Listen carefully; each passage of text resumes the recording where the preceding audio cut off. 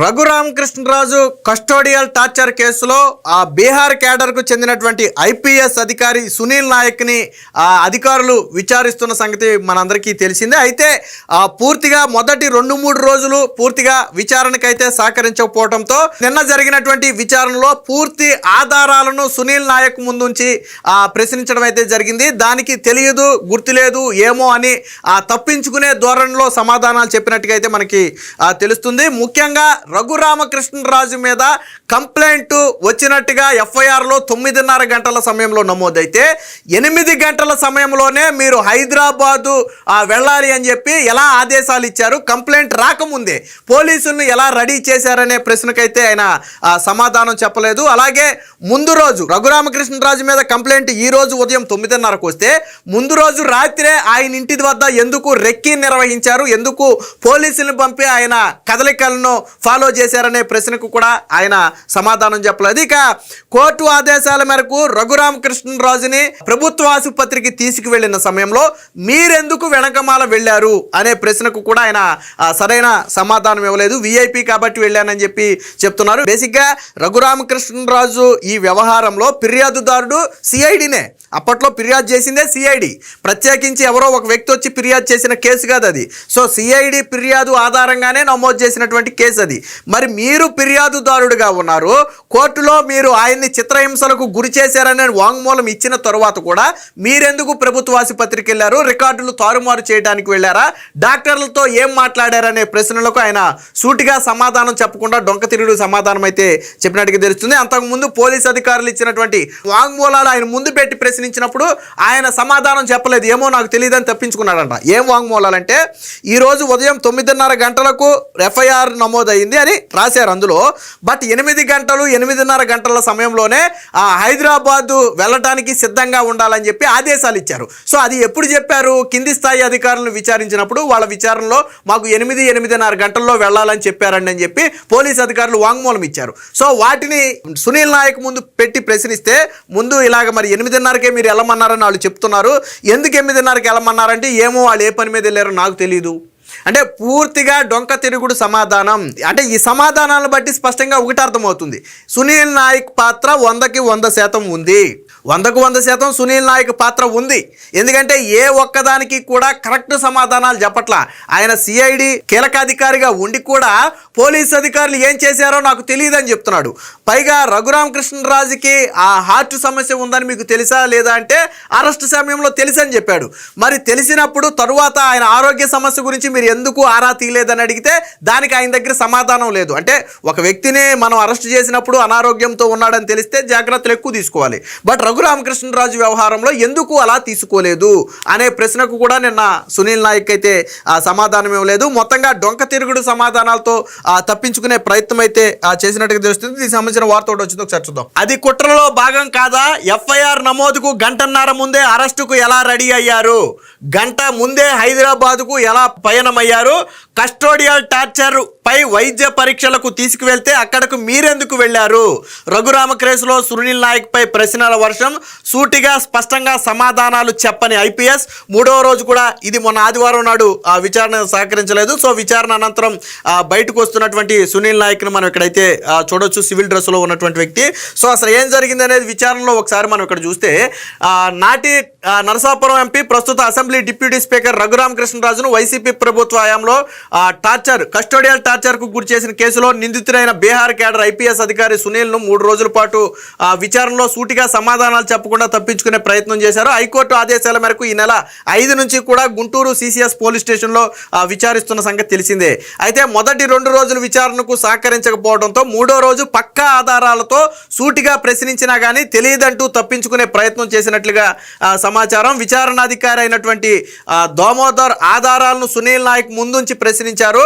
So ఆ రోజు రఘురామకృష్ణరాజుపై ఆ రోజు ఉదయం 9:30 గంటలకు కేసు నమోదు చేసినట్లుగా ఎఫ్ఐఆర్లో పేర్కొన్నారు. చేశారు. అయితే ఆయనను అరెస్టు చేసేందుకు ఉదయం 8 గంటలకే పోలీసు బృందాలను ఎలా రెడీ చేశారని ప్రశ్నించగా ఏమో నాకు తెలియదు, వాళ్ళు ఏ పని మీద వెళ్ళారో అని చెప్పి సమాధానం ఇచ్చారు. ఇక్కడ లాజిక్ ఏంటంటే, సరే వాళ్ళు వేరే పని మీద వెళ్తే రఘురామకృష్ణరాజుని ఎందుకు అరెస్ట్ చేసుకొస్తారు? వాళ్ళు హైదరాబాద్ వెళ్ళింది ఈయన అరెస్ట్ కోసం కాదు అనుకుందాం. ఫర్ ఎగ్జాంపుల్ వేరే పని మీదో లేదా వేరే అరెస్టుకో వెళ్ళుంటే రఘురామకృష్ణరాజు దగ్గరికి ఎందుకు వెళ్తారు? మరి ఆయన ఐపీఎస్ అయ్యి ఉండి అంత చిన్న లాజిక్ ఎలా మర్చిపోయాడో నాకు అర్థం కాలేదు.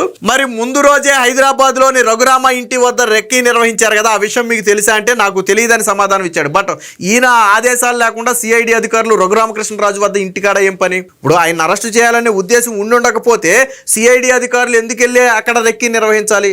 సో దానికి కూడా ఆయన సమాధానం చెప్పలా. ఉదయం 9:30 గంటలకు ఎఫ్ఐఆర్ నమోదైతే 8:30 గంటలకే హైదరాబాద్ బయలుదేరి వెళ్ళమని బృందంలోని సభ్యులు ఇచ్చిన వాంగ్మూలాన్ని బట్టి ఇది కుట్రలో భాగం కాదా అని ప్రశ్నించగా ఏమో నాకు తెలియదు, వాళ్ళు ఎన్ని గంటలకు వెళ్ళారో అని చెప్పినట్లు సమాచారం. సరే 9:30 తర్వాత ఎప్పుడు వెళ్ళినా కానీ ఎఫ్ఐఆర్ నమోదైంది కాబట్టి మేము పంపామని చెప్పొచ్చు. బట్ 8:30కే ఎలా వెళ్ళారో వీళ్ళకి తెలియదంటే, అంటే ఈ కేసు ఎఫ్ఐఆర్ కట్టించడం అనేది వీళ్ళకి తెలుసు. రేపొద్దున్న వస్తారు, రఘురామకృష్ణరాజుని అరెస్ట్ చేయాలి, ఒక ఎఫ్ఐఆర్ వస్తుంది, దాన్ని బేస్ చేసుకుని మనం అరెస్ట్ చేయాలి, ఇదంతా వీళ్ళకి ముందు ప్రీ ప్లాన్డ్. సో అంటే నిన్న అధికారులు గుర్తించింది కూడా అదే, పక్కా సమాచారంతోనే వీళ్ళన్నీ చేశారు. అలాగే అరెస్టు చేసే నాటికి రఘురామకృష్ణరాజు గుండె జబ్బుతో బాధపడుతున్నారనే విషయం తెలుసా లేదా అని ప్రశ్నించగా తెలుసని సమాధానం ఇచ్చారు. మరి అక్కడికి వెళ్ళిన తర్వాత మొదటి రోజు కానీ రెండవ రోజు కానీ ఆయన ఆరోగ్యం ఎలా ఉందని ఆరా తీశారని ప్రశ్నిస్తే ఆరా తీయలేదని సమాచారం ఇచ్చారు. ఆయన ఎంపీ అని విఐపి అని అందువల్లే పర్యవేక్షించామంటున్నారు. అసలు ఈ కేసులో ఫిర్యాదుదారుడు మీరే అయినప్పుడు మీరెలా పర్యవేక్షిస్తారు అని ప్రశ్నించగా సరైన సమాధానం చెప్పలేదు.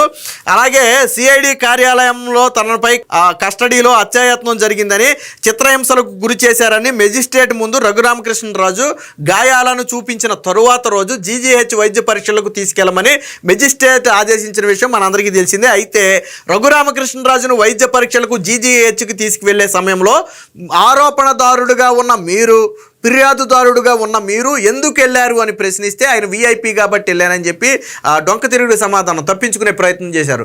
అలాగే మీరు డాక్టర్లతో మాట్లాడారంటే నేను వెళ్ళే సమయానికి డాక్టర్లు రాలేదు, నేను మాట్లాడలేదు అని సమాధానం అయితే ఇచ్చినట్టుగా తెలిసింది. ఇక ఇదే సమయంలో మీరు హైదరాబాద్లో రఘురామరాజును అరెస్టు చేసినప్పుడు ఆయన ఒంటిపై గాయాలు ఉన్నాయా అని ప్రశ్నించగా లేవని చెప్పినట్లు తెలిసింది. మరి రెండవ రోజు అలా గాయాలతో ఎందుకు కుంటుకుంటూ నడుస్తున్నారని ప్రశ్నించగా తెలియదని చెప్పినట్లు సమాచారం. రఘురామను కస్టోడియల్లో విచారిస్తున్నప్పుడు మీరు అక్కడే ఉన్నారు కదా, ఆయనను ఎవరు కొట్టారు అని ప్రశ్నించగా నేను పక్క గదిలో ఉన్నాను, ఆయనను ఎవరు కొట్టారో నాకు తెలియదని బదులిచ్చినట్టు సమాచారం. పక్క గదిలో మీకు ఆయన అరుపులు వినిపించలేదని ప్రశ్నించగా వినిపించలేదని చెప్పినట్లు సమాచారం. దీంతో మళ్ళీ తరువాత కూడా విచారణకు రావాలని చెప్పారు. అంటే పూర్తిగా ఈయన చెప్పాయని కూడా ఒక ఫేక్ కథలన్నమాట. దీనికి సంబంధించిన మరొక వార్త కూడా చూద్దాం. కస్టడీలో కొట్టకపోతే ఆ దెబ్బలు ఎలా తగిలాయి? పక్క గదిలోనే ఉన్న మీకు రఘురామకరాజు అరుపులు వినిపించలేదా? ఎంపీని కస్టడీలో ఉంచినప్పుడు సీసీ కెమెరాలు పెట్టకపోవడం దురుద్దేశం కాదా అని నిన్న పూర్తిగా అయితే అడగటం జరిగింది. వాస్తవానికి ఈ రోజుల్లో ఎంపీ అనే కాదు, ఎవరిని విచారించినా సీసీ కెమెరాలు ఉండాలి, సంబంధిత వ్యక్తులు ఉండాలని చెప్పి కొన్ని నియమ నిబంధనలు ఉన్నాయి. సరే కొన్ని కేసులకి లాయర్లని సొంత వాళ్ళని అనుమతించరు. అలాంటి సమయంలో ఏం చేస్తారంటే వీడియో రికార్డింగ్ ఉంటుంది, సీసీ కెమెరాలు ఉంటాయి. సో రఘురామకృష్ణరాజు విషయంలో ఈ రెండూ లేవు, వీడియో రికార్డింగ్ లేదు, సీసీ కెమెరాలు లేవు. ఎందుకని లేవు అంటే ఆయన్ని టార్చర్ చేయడం అనేది వారి లక్ష్యం, రఘురామకృష్ణరాజును కొట్టడం అనేది వాళ్ళ లక్ష్యం. అందుకనే నిబంధనలకు విరుద్ధంగా సీసీ కెమెరాలు లేకుండా చూసుకున్నారు, వీడియో రికార్డింగ్ కూడా పెట్టలేదు. పైగా మొదటి రోజు గాయాలు లేవని ఆయనే చెప్పాడు, రెండో రోజు మరి గాయాలు ఎలా వచ్చాయంటే నాకు తెలియదు అని చెప్తున్నాడు. మీ కస్టడీలో ఉన్న ఒక వ్యక్తి గాయాలతో ఎలా వచ్చాడు? అదేం అనారోగ్యం కాదు కదా, రాత్రికి రాత్రి వచ్చి అనారోగ్యం కాదు. ఫర్ ఎగ్జాంపుల్ ఏ జ్వరమో ఇంకోటో వస్తే అది అనారోగ్యం, మనం ఎలా చెప్తాం అనొచ్చు.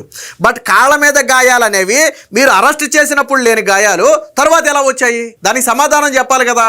కానీ నాకు తెలియదని సమాధానం చెప్పాడు.